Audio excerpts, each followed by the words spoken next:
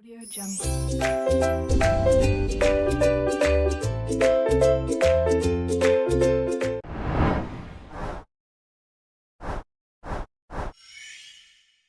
Assalamualaikum warahmatullahi wabarakatuh. Halo teman-teman semua. Perkenalkan, nama saya Alinda Sekarang Pramesti, mahasiswa Pendidikan Fisika Universitas Sultan Ageng Tirtayasa angkatan 2019.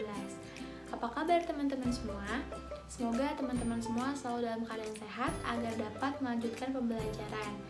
Nah, pada kali ini kita akan belajar bersama-sama mengenai induksi elektromagnetik, khususnya GGL induksi dan juga hukum Faraday. Tapi sebelum itu, alangkah baiknya kita berdoa terlebih dahulu. Berdoa dimulai. Doa selesai. Nah, jangan lupa disimak videonya baik-baik ya. Tetap semangat. Halo teman-teman, di sini saya akan menjelaskan mengenai materi induksi elektromagnetik, khususnya materi gaya gerak listrik atau GGL induksi dan juga hukum Faraday. Mari disimak baik-baik ya. Kalian semua pasti sudah tidak asing lagi kan dengan istilah listrik? Ya, listrik memang banyak sekali kita temui dalam kehidupan sehari-hari. Hampir semua kegiatan yang kita lakukan menggunakan listrik, mulai dari menonton televisi, menyetrika pakaian, dan juga menyalakan kipas. Tapi, apakah kalian tahu dari mana listrik berasal? Listrik bisa berasal dari berbagai sumber, bisa dari sumber kimia seperti baterai dan aki, bisa dari panas matahari, dan biasanya listrik berasal dari perubahan medan magnet yang diproses di PLN. Artinya, magnet ini merupakan sumber asal dari listrik. Adapun prinsip yang digunakan ialah prinsip induksi elektromagnetik. Nah, kalian penasaran kan apa itu induksi elektromagnetik? Mari kita pelajari bersama-sama. Pada pertemuan sebelumnya, kalian telah mempelajari mengenai medan magnet, di mana medan magnet sendiri adalah daerah di sekitar magnet yang masih dipengaruhi oleh gaya tarik magnet. Dan pada pertemuan kali ini, mari kita bahas mengenai induksi elektromagnetik, khususnya flux magnetik, GGL induksi, dan hukum Faraday. Adapun tujuan dari mempelajari materi ini ialah, yang pertama, siswa dapat mengidentifikasi flux magnetik serta faktor yang mempengaruhi terjadinya perubahan flux magnetik. Yang kedua, siswa dapat mengidentifikasi gaya gerak listrik atau GGL induksi. Yang ketiga, siswa dapat memahami konsep hukum Faraday. Dan yang keempat, siswa dapat melakukan percobaan mengenai hukum Faraday. Pada kesempatan kali ini yang akan kita bahas akan dibagi dalam 5 bagian. Yang pertama, apa itu flux magnetik? Yang kedua, faktor yang mempengaruhi terjadinya perubahan flux magnetik. Yang ketiga, apa itu gaya gerak listrik induksi. Yang keempat, apa itu konsep hukum Faraday. Dan yang terakhir, bagaimana melakukan percobaan hukum Faraday. Langsung saja kita masuk ke bagian yang pertama, yaitu berkaitan dengan flux magnetik. Flux magnetik sendiri pertama kali dikemukakan oleh ilmuwan fisika, yaitu Michael Faraday. Flux magnetik itu menyatakan banyaknya jumlah garis gaya yang menembus suatu permukaan bidang. Perhatikan ilustrasi berikut ini. Di depan garis gaya magnetik terdapat sebuah bidang permukaan yang tegak lurus dengan garis gaya. Semua gaya ini bisa menembus sebuah bidang permukaan. Nah, tapi kalau misalkan bidang permukaan ini dimiringkan, nah sekarang hanya ada 6 garis saja yang bisa menembus bidang permukaan. Nah, tapi kalau misalkan bidang ini tuh sejajar sama garis gaya magnetnya, bahkan tidak ada yang bisa menembus bidang permukaan. Nah, kondisi ini tuh nilai flux magnetiknya adalah 0. Secara matematis, flux magnetik dapat dinyatakan sebagai Pi sama dengan B dikali A dikali cos theta, dengan Pi sama dengan flux magnetik dalam satuan Weber, B sama dengan medan magnet dalam satuan Tesla, A sama dengan luas permukaan bidang dalam satuan meter persegi, dan theta adalah sudut yang dibentuk antara arah B dengan garis normal, biasanya dalam bentuk radian atau derajat. Nah, ketika kita menemukan kasus misalkan si garis dan magnetnya ini tuh tegak lurus sama suatu bidang permukaan. Nah, otomatis nilai tetanya itu kan 0. Nah, berarti kan pi sama dengan b dikali a dikali cos theta. Nah, nilai dari cos theta itu kan sama dengan 1.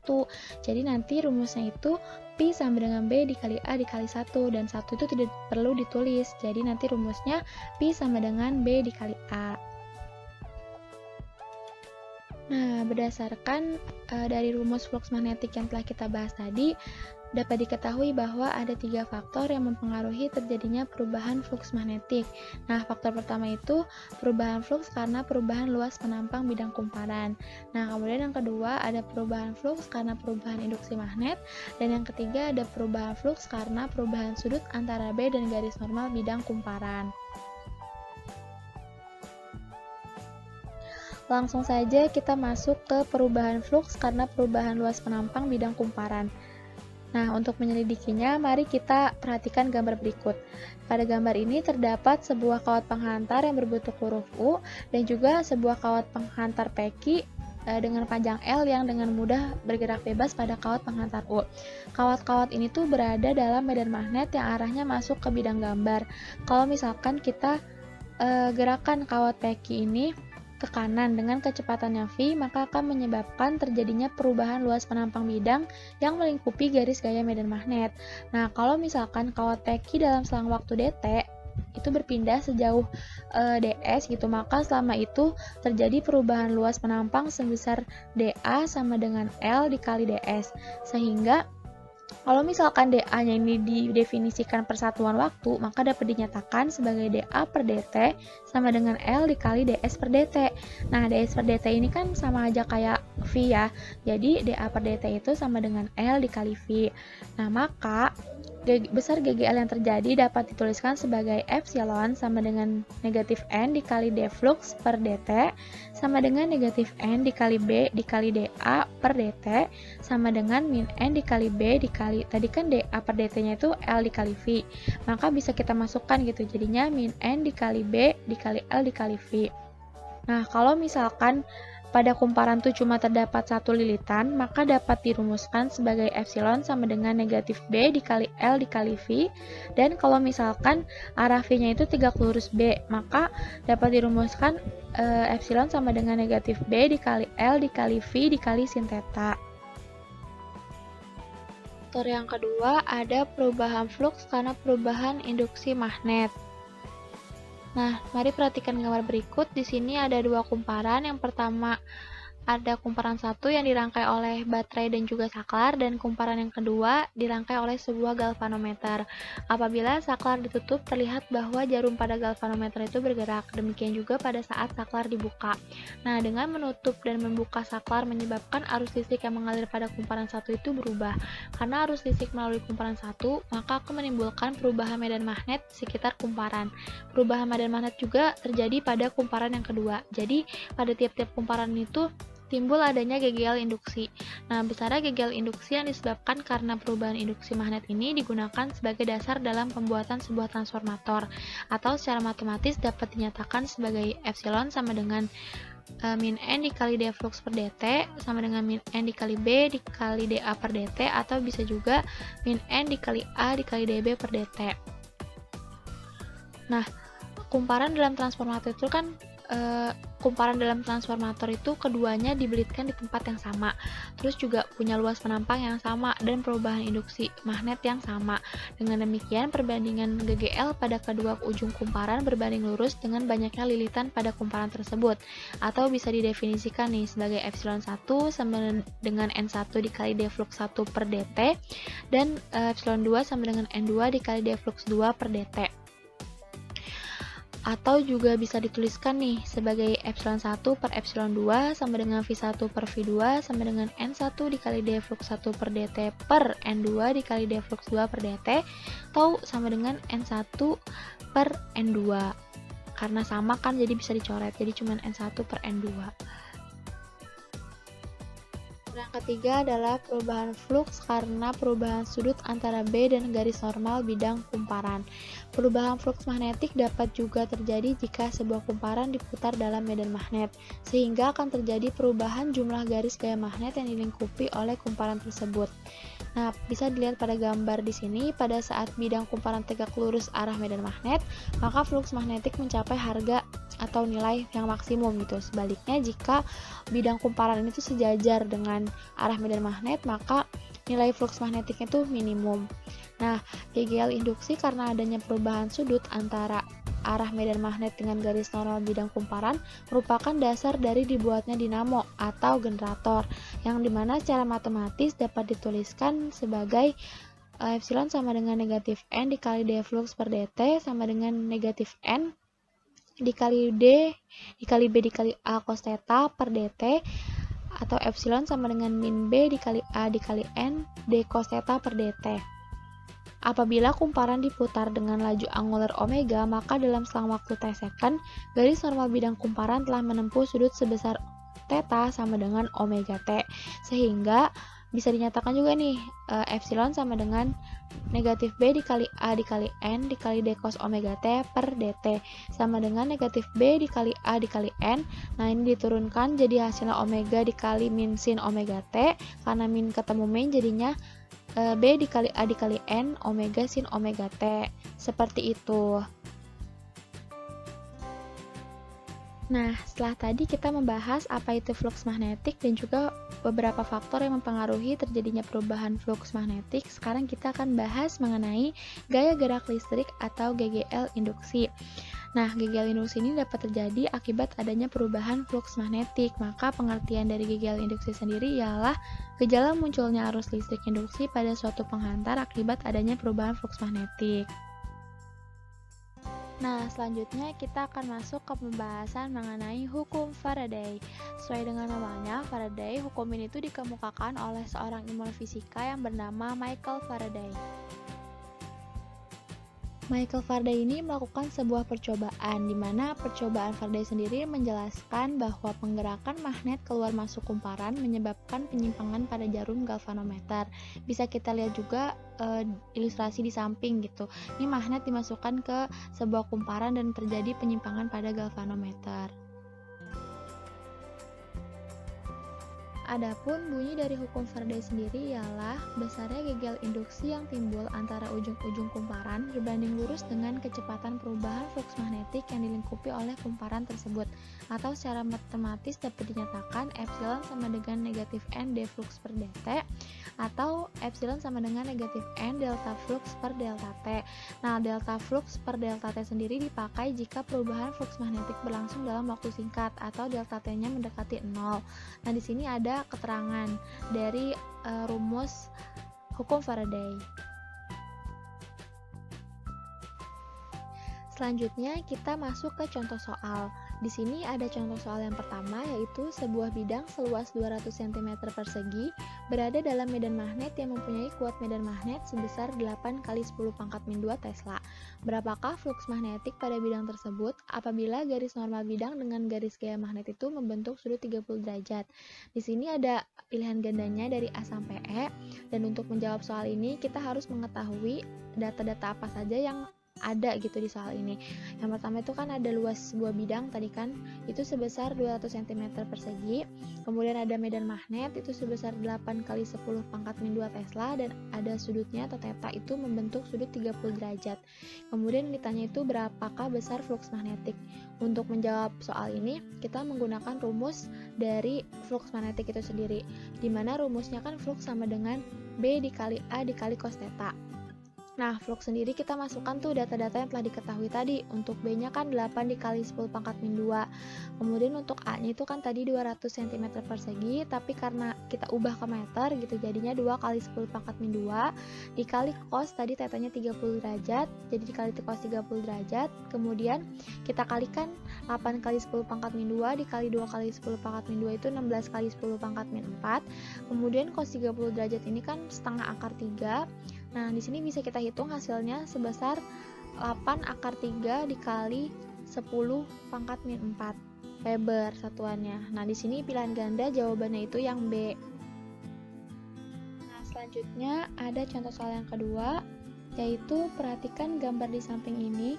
Jika kawat peki panjangnya 50 cm digerakkan ke kanan dengan kecepatan 10 meter per second, hambatan R sama dengan 5 ohm dan induksi magnet sebesar 0,4 Tesla, tentukan besarnya GGL induksi yang timbul dan kuat arus yang mengalir dalam rangkaian. Nah, seperti contoh soal yang sebelumnya, kita di sini harus menentukan dulu apa saja yang diketahui di soal ini. Yang diketahuinya ada L sama dengan 50 cm atau jika diubah ke M jadi 50 kali 10 pangkat min 2. Kemudian ada V 10 meter per second, R sama dengan 5 ohm dan B-nya sama dengan 0,4 Tesla. Dan yang ditanya besar GGL dan juga kuat arus yang mengalir dalam rangkaian. Nah, untuk menjawab soal ini, pertama kita harus mencari dulu besarnya GGL yang ditimbulkan dengan rumus epsilon sama dengan B dikali L dikali V dikali sin theta. Kemudian kita masukkan datanya, ada 4 dikali 10 pangkat min 1 B-nya dikali L 50 kali 10 pangkat min 2 dikali V 10 dikali sin theta, dan tetanya karena tegak lurus gitu ya, kawat dengan medan magnetnya jadi besarnya 90 derajat. Nah, kemudian epsilonnya sama dengan 4 kali 10 pangkat min 1 dikali 50 kali 10 pangkat min 2 dikali 10 itu hasilnya 2. Kemudian 90 itu 1. Jadi epsilon yang didapat itu atau besar GGL sebesar 2 volt. Nah, kemudian untuk mencari kuat arus kita menggunakan rumus yang I sama dengan V per R. Jadi GGL induksi di sini tuh diibaratkan sebagai tegangan gitu kan. Jadi I sama dengan epsilon per R, I sama dengan 2 per 5. Hasilnya kuat arusnya itu 0,4 ampere. Ini adalah contoh soal yang terakhir. Sebuah simpal dengan luas 2 meter persegi ditembus tegak lurus oleh sebuah medan magnet B sama dengan 2T kuadrat Tesla. Tentukan GGL yang terjadi pada saat T sama dengan 1 detik. Nah, yang diketahui di sini ada A sama dengan 2 meter persegi, B sama dengan 2T kuadrat Tesla, dan T sama dengan 1 detik. Yang ditanyakan ada besar GGL yang terjadi pada saat 1 detik. Nah, untuk menjawab soal ini kita gunakan rumus besar GGL namun yang menggunakan turunan, yaitu epsilon sama dengan negatif N dikali A dikali dB per dt. Nah, tadi ini kan sebuah simpal ya, jadi N-nya itu atau jumlah liter itu cuma 1, jadi min 1 dikali A-nya tadi 2, terus D, B-nya itu kan medan magnet, tadi kan 2T kuadrat, nah kita masukin per dt. Nah, kemudian kita kali min 1 dikali 2, min 2 dikali turunan dari 2T kuadrat itu kan 4T. Nah, jadi epsilonnya itu sama dengan min 8T. Nah, kan yang ditanyakan itu ketika T-nya 1 detik, maka kita substitusikan nilai satunya itu ke dalam persamaan yang epsilon tadi. Epsilon sama dengan min 8T, berarti kan epsilon sama dengan min 8 dikali 1, epsilonnya jadinya min 8 volt. Nah, jika tadi kita telah membahas mengenai bunyi dan konsep dari hukum Faraday, agar lebih paham dan lebih yakin lagi gitu ya. Di sini mari kita simak video percobaan dari saya gitu tentang hukum Faraday. Di sini saya menggunakan PET simulasi. Nanti kalian bisa klik di Google gitu PET simulasi, kemudian nanti searching yang bagian hukum Faraday dan akan muncul tampilan seperti ini. Di sini yang pertama terdapat batang magnet. Nah, terus di sini juga ada kumparan dengan 4 lilitan. Kemudian kalau misalkan kita klik di sini, nah di sini akan muncul kumparan dengan 2 lilitan. Nah, di sini juga terdapat lampu yang nantinya akan menghasilkan cahaya yang dihasilkan oleh magnet. Kemudian kalau misalkan kita klik voltmeter, nah maka akan muncul voltmeter gitu di sini yang nantinya akan menunjukkan gitu besar kecilnya tegangan yang dihasilkan. Nah, kalau misalkan di sini kita klik garis-garis medan, maka akan muncul garis-garis medan yang berasal dari batang magnet. Di sini kita mau mensimulasikan gitu percobaan Faraday. Kalau misalkan sesuai teori kan berarti semakin banyak lilitan pada kumparan, itu artinya semakin besar tegangan yang dihasilkan dan akan menghasilkan cahaya yang lebih terang gitu. Nah, sekarang kita buktikan, kita akan memasukkan batang magnet dengan kutub utara di depan secara perlahan gitu. Nah, dapat dilihat gitu ya hasilnya. kalau misalkan kita masukin batang magnetnya ini tuh dengan kutub utara di depan secara perlahan akan menghasilkan cahaya lampu yang terang dan nilai tegangannya itu negatif. Nah, yang kedua kita akan masukkan batang magnet ini tuh secara cepat ke dalam kumparan dengan kutub utara di depan. Nah, maka akan terlihat gitu ya bahwa cahaya yang dihasilkan tuh sangat terang dan nilai negatif itu makin kecil. Nah, sekarang kita ubah, tadi kan kutub utara di depan gitu ya, sekarang kita ubah kutub selatan yang ada di depan gitu. Nah, sekarang kita masukin secara perlahan. Nah, dapat dilihat gitu bahwa kalau misalkan kita masukin secara perlahan, cahaya yang dihasilkan tuh terang dan nilainya itu positif gitu. Beda dengan tadi kalau kutub utara di depan kan nilainya negatif. Nah, kalau sekarang itu nilainya positif. Nah, kemudian yang kedua kita masukkan secara cepat gitu.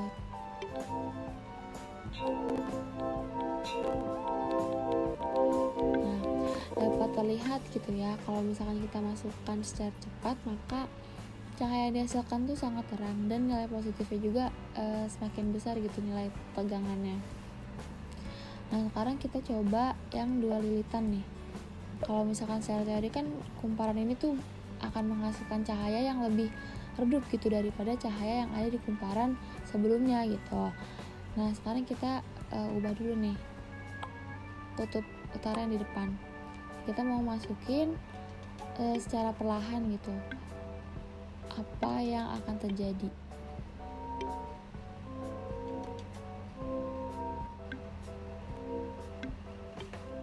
Nah, dapat dilihat gitu ya bahwa cahaya yang dihasilkan tuh redup dan nilai tegangannya juga negatif. Nah, sekarang kita akan masukkan secara cepat gitu. Kalau misalkan dimasukkan secara cepat,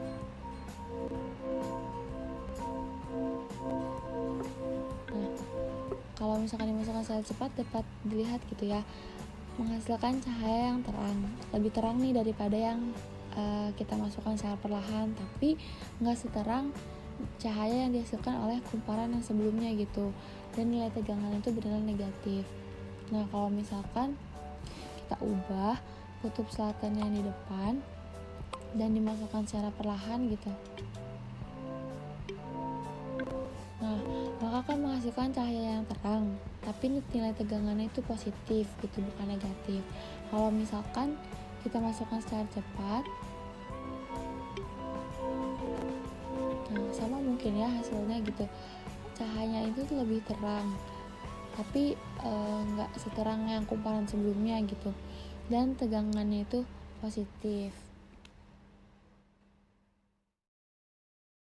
Itulah tadi video mengenai percobaan hukum Faraday. Kesimpulan yang dapat kita ambil dari percobaan tersebut adalah semakin banyak jumlah lilitan pada kumparan, maka tegangan yang akan dihasilkan semakin besar dan cahaya yang dihasilkan semakin terang. Dan jika kutub utara yang dimasukkan ke kumparan, maka tegangan akan bernilai negatif. Sedangkan jika kutub selatan yang dimasukkan terlebih dahulu, maka tegangan bernilai positif. Hal ini sesuai dengan rumus dari hukum Faraday itu sendiri. Nah, jangan lupa ya teman-teman, percobaannya dicoba di rumah masing-masing dengan menggunakan PET simulation. Selamat mencoba, semoga berhasil. Saya mau memberi oleh-oleh nih buat kalian. Di sini terdapat 2 latihan soal untuk menguji kemampuan teman-teman semua gitu. Jangan lupa dikerjakan tugasnya dan selamat mengerjakan. Nah, bagaimana nih teman-teman semua? Sudah pada paham kan? Nah, sekarang kalian sudah tahu nih apa itu flux magnetik, terus apa saja nih faktor-faktor yang mempengaruhi terjadinya perubahan flux magnetik. Terus juga kalian sudah tahu nih apa itu GGL induksi, sudah paham juga mengenai konsep dari hukum Faraday dan bisa melakukan percobaan mengenai hukum Faraday. Nah, sebelum mengakhiri pelajaran, kali ini kita alangkah baiknya berdoa terlebih dahulu. Berdoa dimulai. Berdoa selesai. Itulah tadi video pembelajaran yang dapat saya sampaikan tentang GGL induksi dan juga hukum Faraday. Kurang lebihnya mohon maaf, pokoknya buat teman-teman semua semangat terus, semangat mengerjakan tugas, semangat belajar, dan jangan lupa jaga kesehatan. Assalamualaikum warahmatullahi wabarakatuh.